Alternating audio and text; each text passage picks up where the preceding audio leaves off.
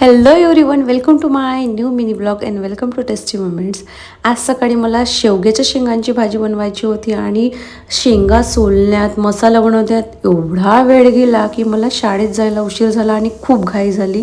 जेव्हा भाजी बनली ना तेव्हा मस्त थोडं मनाला समाधान झालं.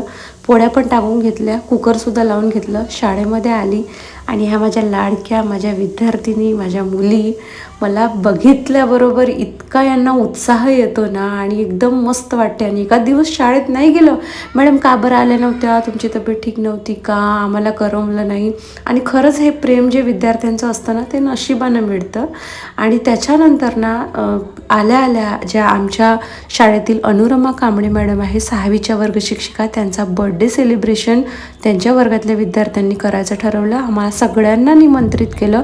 आम्ही त्यांच्या वर्गामध्ये जमा झालो आणि पटकन आम्ही केक वगैरे कापला, त्यांना शुभेच्छा दिल्या आणि त्यांचा बर्थडे साजरा केला आणि आजचा दिवस मजेत गेला. बाय.